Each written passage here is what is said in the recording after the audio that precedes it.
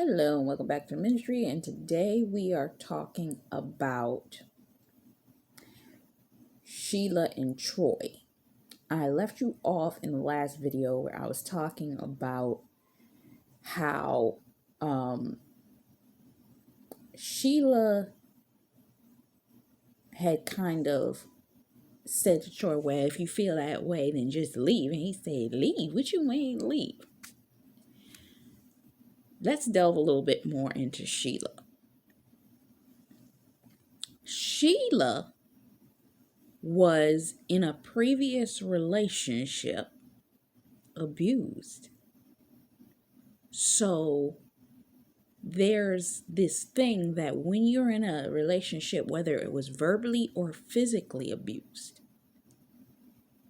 you feel like when you come into a new one, if you haven't healed from that or dealt with the issues that you had, you may find yourself in a state of mind where you're believing that, well, this is too good to be true, the type of relationship I'm in. So evidently at some particular point, this person's going to want to leave me.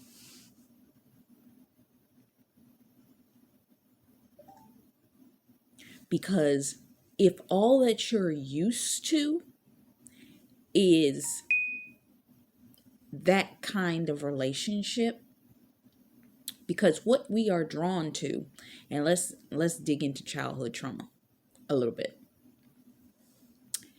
Psychology is you have a tendency to draw to you what you've experienced in childhood. Remember, Sheila was with Mike when she was in high school. Sheila had been in a relationship before Mike, but I believe that there was a rebound situation there. And she may have gone for the good guy first, but whatever transpired in high school with whoever that was caused her to say, oh, I'm going to go for this guy that's a little bit of a bad boy. That's how they ended up in the store. Okay? And nearly thought that they were going to get busted. But it was something about that story. I don't recall correctly, but I do believe she said, or he said, that she was so terrified that they were going to get in trouble by one of the two parents. I don't know which one of her two parents. Whoever that parent was more than likely the parent that created her insecurity as a child. Okay. So there is usually a key, because we have this tendency to be fight, flight. I think fight, flight, or freeze. Now, in your childhood, if you were reared by a parent that was threatening over your home security, the roof over your head, your financial stability, or it's a fourth category I can't think of right now, and they threatened you with that, 9 times out of 10, it either pushes you into being, if you feel threatened at home, you're going to run to somebody that makes you feel protected, right?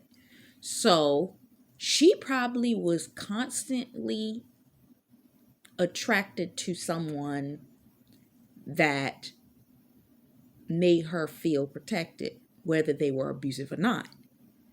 It's almost that characteristic of being the fighter or being that bad boy that has that edge would be the one that she will become attracted to. because potentially there was something going on at home as a child. And if you pay attention to Sheila's demeanor, she seems like she was kind of looking for somebody that protected her. The problem is that when she got attracted to Mike, Mike became an abuser. Which brings us to Troy, that when Troy is the exact opposite of Mike, not narcissistic, he's very caring, almost subconsciously, she's seeking the level she's used to. She can't find it in Troy. So she naturally, because she never really got a chance to heal, because if you think about it, he helped her heal, but there was no time for her to deal with her. She went from Mike going through the divorce directly into the marriage of Troy. She didn't have a break time to figure herself out. So she didn't have time to deal with her own self. Those of us that have gone through our single season, we dealt with ourselves. We figured out our own traumas. We dealt with that kind of stuff. If you're on the beginning of this process, then you ain't dealt with your trauma. You may have to sit back and go through this process of dealing with your own self. God will circumcise your heart. But if you haven't dealt with yourself, okay, then it's going to be a different aspect. She didn't have time to deal with herself. So the first thing she's doing now that she got the baby, which to me, I'm like, why would you think that he would leave you and y'all have a child over something like a minor argument? Why? Because they were arguing. And probably, if I had to put my finger on it, Mike probably always threatened to leave her every time they got into an argument. So before Troy could say it, she said it first.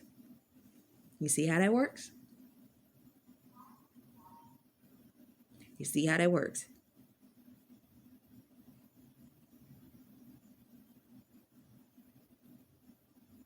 And think about the way Mike was. Mike was narcissistic. We're going to come back to him. But I had to delve a little bit into that because your previous relationship will actually, if you don't deal with yourself, gauge how you may entreat the next one if you don't deal with yourself between. Think about all of your previous failed relationships. 9 times out of 10, you dated the same guy over and over and over again.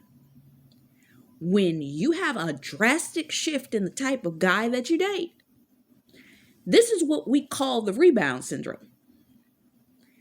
9 times out of 10, the person that dates immediately after the person that they were with, and the person is opposite of their type, if they jump right into a relationship, that person becomes a rebound. They're not going to stick with that person. But see, she quickly went into the marriage with Troy. And now they have a child. So what she is doing is dealing with residual issues from Mike. Okay? That was never addressed between her time of divorcing Mike and marrying Troy. So he's looking at her like, what you mean you think I'm gonna leave you? I'm not going anywhere. Have you ever been in a relationship with somebody And because they're insecure, they constantly push you away or believe you're going to leave because they've never felt that security in any prior relationship, which probably went down to childhood. More than likely, one or both of her parents used to threaten. 9 times out of 10, it's usually one, because the one that's all the way left is usually one that's all the way right. I've seen this pattern repetitively. It's very rare you get two people that are on the same wavelength, especially when you haven't done the work. Most people don't do the work. So you usually have two polar opposites. And 9 times out of 10, if they're not polar opposites in the way that they communicate, they're polar opposites in some other aspect.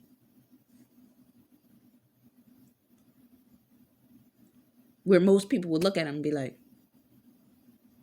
how did y'all get together? So everything might be in full and complete alignment. For those of y'all waiting on your kingdom marriage, more than likely, you and your spouse seem like y'all would be polar opposites. But the level of alignment between the two of you, perfection. But for most people, they look like they should work together. And they're complete polar opposites and should not be together at all. Depending on what have you. Because a lot of people are drawn to their same childhood traumas. So they date the same trauma. Until they realize their trauma.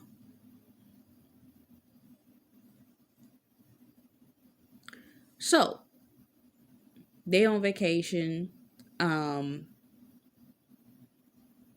When it comes down to them leaving to go back, she's still noticing for the next 6 or so months, Troy is still not able to get a job. She has dinner with the girls because they want to talk about what's going on with Patricia and everything. And she's feeling a little antsy about that. She comes home and she tends to the baby.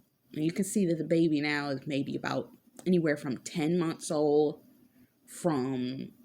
or a year. I'll say that the child is somewhere between 10 months and a year. Yeah. The baby wasn't that big. So you can tell that she's kind of the one that is trying to maintain. And they're starting to, I guess, run out of, they bought the house and all of that. So they got the stability of the house, but they still got mortgage and all that kind of stuff. And she's still dealing with the baby. So Troy's feeling a little inadequate. And he came home and was like, yeah, I didn't get the job this time. And he's frustrated. But she's also seeing his frustration. If you've been in a abusive relationship before, even seeing any amount of agitation on the person you're with will make you jump back. Because it's called red flags. Well, actually it's not called red flags, it's called triggers. Anything you see that resembles even the entry point to what you saw in your previous relationship, outbursts of anger, irritation, frustration, drinking, any type of habit that you saw your previous person deal with, you have to train your brain to tell you that's not what this person is about to do. So when he flared up because he was mad, she tried to jump back in relationship to whatever he did. Now, it's not that she probably felt threatened by Troy, but when you subconsciously remember what the last person did. Even if he never rushed to raise a hand to her or anything. He was just frustrated in the moment. Now, she doesn't react like a person that thinks that her husband's going to strike her, but even yet and still, you can sense that trepidation in her spirit while she's holding the baby.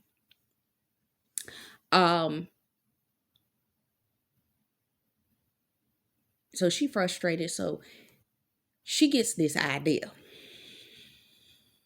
I don't know why she got ideas. Why? I don't know. She decides she knows that Troy used to work in the police department. I don't know what Mike did, but from my understanding, I did some research on the film. Mike was an entrepreneur of some sort, but he had a golf buddy. She didn't directly know this golf buddy. So she went to Mike and asked Mike, hey, you know somebody in the police department. Can you pass on the favor? She didn't even want to go to lunch with him for that. But she decided to at least ask. Now, here, let's have this moment right here. One, she has done a no in the man's cardinal book of things you do not do in relation to men. She broke number 1 rule. She called herself trying to help the situation, went to Mike. 1, Mike's your ex. Troy ain't gonna want nothing from anything involving your ex. 2, I guarantee you, if she was a talker and she done talked about everybody else's business, she probably told Troy about everything that Mike did to her. Probably did. So why would she believe that he would ever want Mike to do anything for him? Now remember, Mike's a narcissist. Remember in the book of Nehemiah, when Sanballat and Tobiah were teasing Nehemiah that they were not going to allow him to build a wall? For I will not ask you for anything, for you will be able to say that it was you that did it.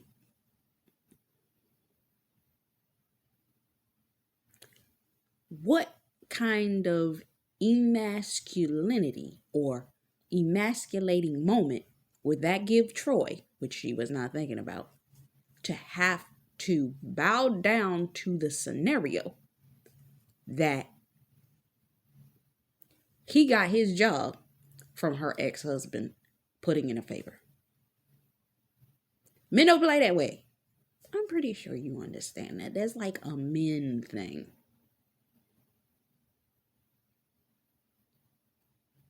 He would never. Now, us Christian women, see, even some of us Christian women wouldn't do this, but I remember my pastor's wife telling the story of she was sexually assaulted when she was a child or a teenager before she met her God-ordained spouse, being the bishop. She, a few years ago, was contacted by the very man that assaulted her. He was married now, and he was seeking not only forgiveness, but he needed something from her in relation to not just the forgiveness, but it was something in relation to, I don't know whether he was in some type of meeting, AA thing, it was something that the guy needed from her to get, I don't know whether it was signed off on or something, but it was something because she ended up talking to his wife and all that kind of stuff, but it was something specific. We as Christians know that God will put us into positions sometime where the very person that hurt us will be the very person that is meant to bless us. I will make your enemies your footstool. Sometimes when our enemies become our footstool, because God didn't warn us, we sitting there looking at, oh no, that's our enemy. This person did me wrong, dirty, and all kinds of stuff. How? Another thing is, when you seek out your blessing, you have to be very careful who you seek, because if God didn't give you the authorization to go to a particular person, certain types of things, you cannot force a blessing.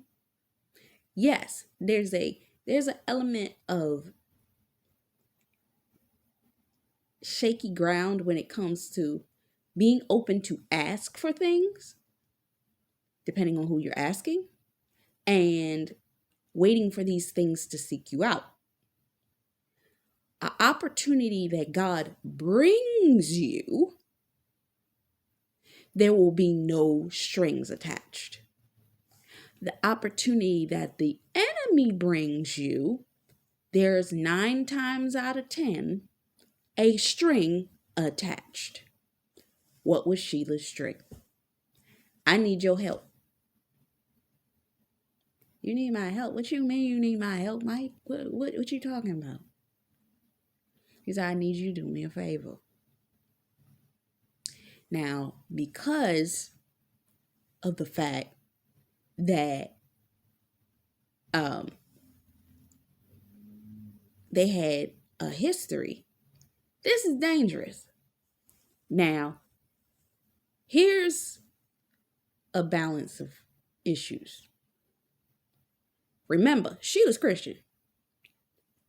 Sheila always has been the type of person, and this is why I also believe they made her a little ditzy, because have you noticed in a lot of movies that the Christian person's always ever so slightly ditzy?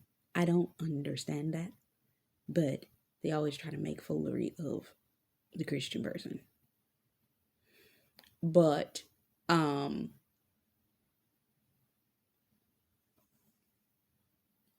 she is willing to be open to forgiveness, open to helping, but at the same time, she like frustrated, like, Mike, what you want? So they went to lunch, and she was like, what you want, Mike?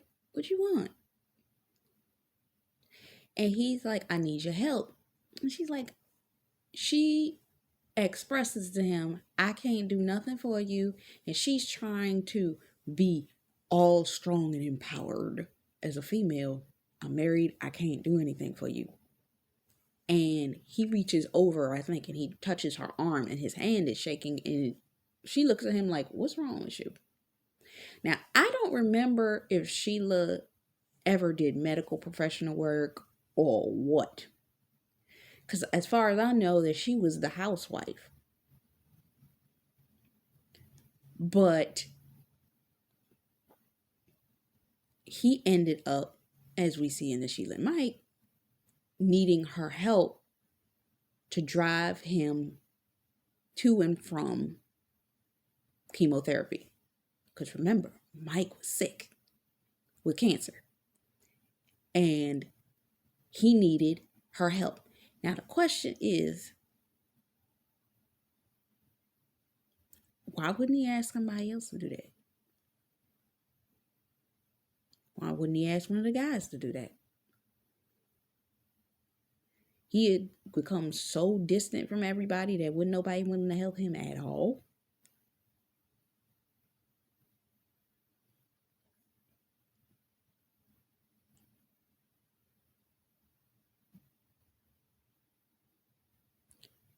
So after she finds this out, she don't tell Troy. Now, getting back to marriage, 101. You should tell your spouse everything. The ugly truth is better than a beautiful lie. Remember? I said that. One, she could have avoided a lot of trauma if she'd been honest. But I understand why she didn't. Because had she told Troy, what you think Troy gonna say? This man abused, hurt, darn near killed you, cheated on you in front of your face, and now he got cancer and he died, and you're the one that's gonna take him back and forth to chemotherapy? And in that moment, you better hope that he wasn't gonna say nothing to pronounce death over this man. Because some people, and you know, some people, when a person that's done all kinds of foolishness, some people will turn around and say that's exactly what he get. And some might even go as far to say, I hope he died too. Especially if they know what they did. Because I guarantee you she probably told him everything that man did to her. One, because she talks. And two, because I'm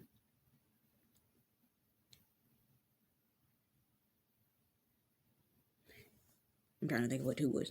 But because she talks and because he saw it. But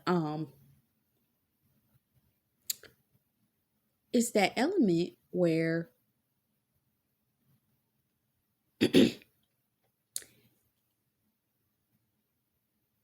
she needed to be honest no matter what the situation.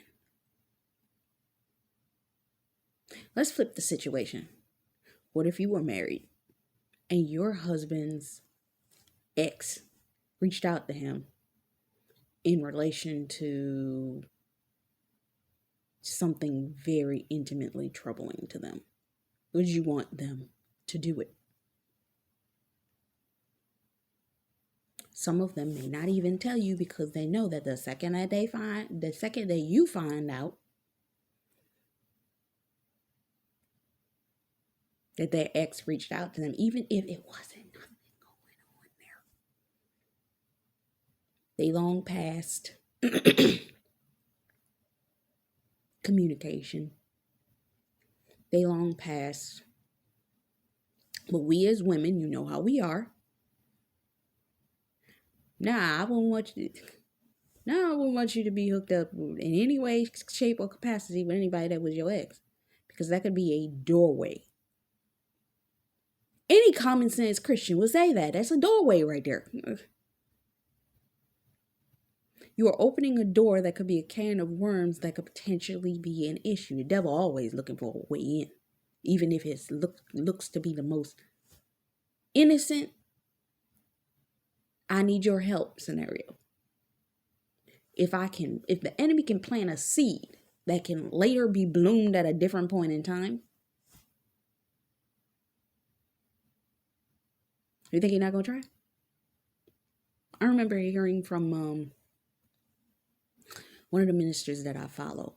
When she and her husband got married, she told him, you got to cut off all of them. All of them. All of them. Like, but all of them. Every single one of them. No friends. No. The enemy is always going to look for a door.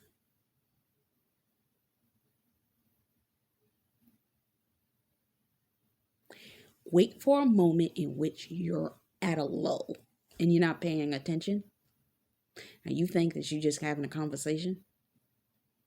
And you may share a little bit too much because you know the person. That's all he's looking for, because monitoring spirits are some cunning people.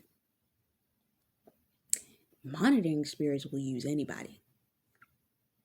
And you have to be very careful who you open yourself up to, especially during certain seasons.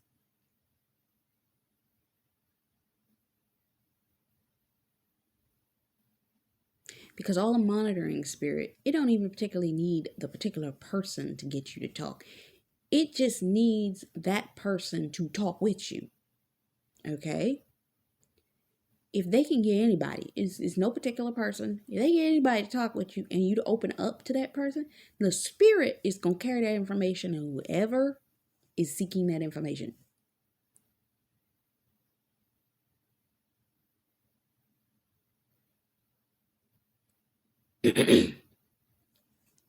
So you have to be very careful. This is why they always tell you anything that's going on between you and your spouse, don't ever take it outside of your relationship. And if you take it outside of your relationship, one, be wise of who you talk to about issues that are going on between you and your spouse. Two,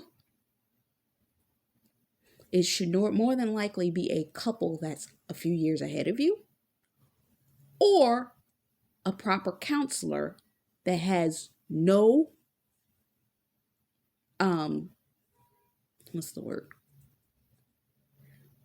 no foothold in your relationship. You know what I'm saying? They have no personal gain to gather from your relationship falling apart or staying together.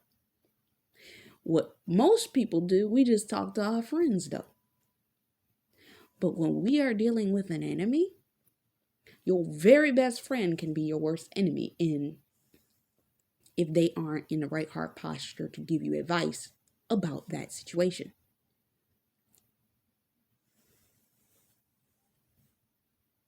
And that's the truth. 100%. They can't give you advice on something they've never been through. And you gotta check your borders, because a lot of us, as much as we don't want to admit it, our best friends could become the most jealous people depending on who it is that we're marrying, and vice versa. Our goddamn spouses, friends could become their worst enemies. Remember, Haman was Xerxes' confidant. Haman was sitting up there trying to kill and come at Esther and her people. There will be a person literally sat amongst you to run interference.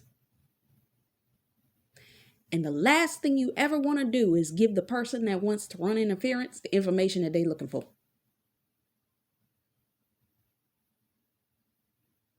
You understand what I'm saying? So this is pretty much what happened with Troy and Sheila. I'm going to come back and do Troy, Sheila, and Mike in the next one. All right. Until next time.